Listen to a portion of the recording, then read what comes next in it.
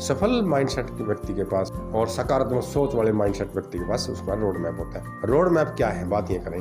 Road map का छोटा मतलब जिस शब्द में बात करें या सिंपल शब्द में बात करें, ये होता है प्लानिंग, योजना।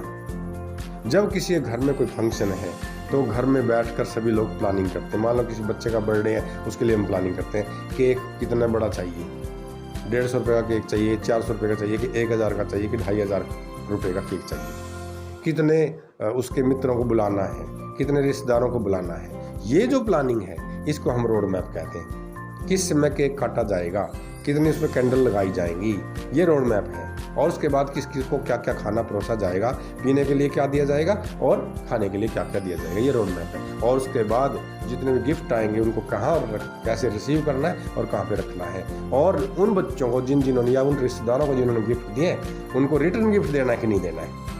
यदि हम इस प्रकार का हम रोड मैप बनाते हैं, इस प्रकार की हम योजना बनाते हैं, तो हमारा माइंडसेट एक सकारात्मक, एक सफल व्यक्ति का होता है। यदि हम इस प्रकार का रोड मैप या इस प्रकार की योजना नहीं बनाते हैं तो कहीं ना कहीं बहुत सारी बातें हमारी छूट जाती हैं, जिससे हमारे ऊपर ब्लेम आता है भी आपने इस समय ये नहीं किया तो हमारा तो मान सम्मान आपने रखा नहीं। तो इस प्रकार से रोड मैप होता है किसके पास, सफल माइंडसेट के व्यक्ति के पास और सकारात्मक सोच वाले माइंडसेट व्यक्ति के पास उसका रोड मैप होता है। रोड मैप में हमें 4-5 पॉइंट यहाँ पर है। पहला पॉइंट है उसके पास लक्ष्य होता है। दूसरा, लक्ष्य के साथ साथ डिसिप्लिन होता है। एक उसने लक्ष्य तो बना लिया लेकिन उसके पास अनुशासन होता है। वे एक अनुशासन में रह के उस लक्ष्य को उसने प्राप्त करना है। डिसिप्लिन के साथ साथ कंसिस्टेंसी होती है। कंसिस्टेंसी का मतलब है निरंतरता। यदि वह लक्ष्य बनाए और वह डिसिप्लिन में रहे और कंसिस्टेंसी निरंतरता में काम करे, लगातार काम करे, 1 दिन कर लिया, 2 दिन नहीं किया, 4 दिन कर लिया, 1 महीना नहीं किया, तो ये निरंतरता नहीं।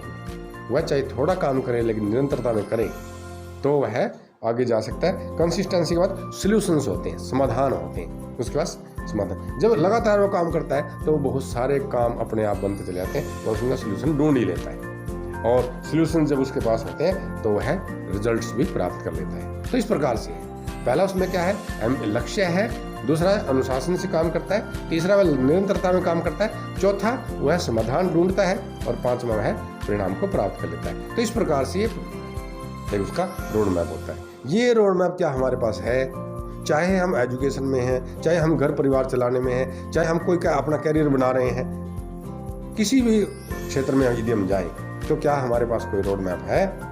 यदि हमारे पास रोड मैप है तो हम आसानी से और समय से पहले सही दिशा में काम करते हुए हम जल्दी पहुंच जाएंगे। यदि हमारे पास रोड मैप नहीं है तो बहुत समय लगेगा और हो सकता है वो हम उस पॉइंट तक हम ना पहुंच पाए। एस्पल सोच का व्यक्ति है उसके पास इस प्रकार का कोई रोड मैप नहीं होता।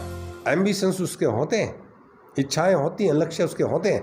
पहला पॉइंट दोनों में सेम हुआ, उसके पास भी एम्बिशन थे और इसके पास भी एम्बिशन है। लेकिन दूसरा पॉइंट है उसके पास प्रोक्रेस्टिनेशन होता है। प्रोक्रेस्टिनेशन का मतलब है टाल मटोल करता है, जबकि पहले वाला क्या कहते हैं, डिसिप्लिन में रह के काम करता है। जो या नकारात्मक सोच का है या एस्पल व्यक्ति है या एस्पल सोच का व्यक्ति है उसके पास बहानेबाजी होती है, टाल मटोल करता है। वह काम करने में टाल मटोल करता है, कुछ भी काम हो उसमें टाल मटोल करेगा। तीसरा है वह ब्लेम द गेम। वह गेम मतलब कोई भी चीज़ है उसमें ब्लेम करता है, चाहे किसी प्रकार की कोई बात है उसने सिर्फ ब्लेम करना है, ये बात आती है। चौथा उसमें पॉइंट है प्रॉब्लम्स बताता है, भाई ये समस्या आ गई, ये समस्या आ गई, ये समस्या आ गई। जबकि वहाँ पांचवा पॉइंट क्या था, चौथा पॉइंट क्या था, सॉल्यूशंस थे। एक एक करके बात करें, उसके पास भी एम्बिशन थे, इसके पास भी एम्बिशंस है। उसके पास क्या था, उसके पास डिसिप्लिन था, इसके पास बहानेबाजी है, टाल मटोल है। वह डिसिप्लिन से काम करता है, ये बहानेबाजी करता है।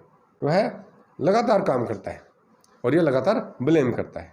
वह सॉल्यूशंस ढूंढता है या समस्याएं खड़ी करता है। वह रिजल्ट्स प्राप्त कर लेता है, परिणाम ले लेता है। और जबकि यह व्यक्ति क्या करता है, यह फेलियर या असफल रहता है क्योंकि इसके पास रोड मैप नहीं है। तो इस प्रकार से एक सफल माइंडसेट के व्यक्ति के दिमाग में इस प्रकार से एक रोड मैप होना चाहिए।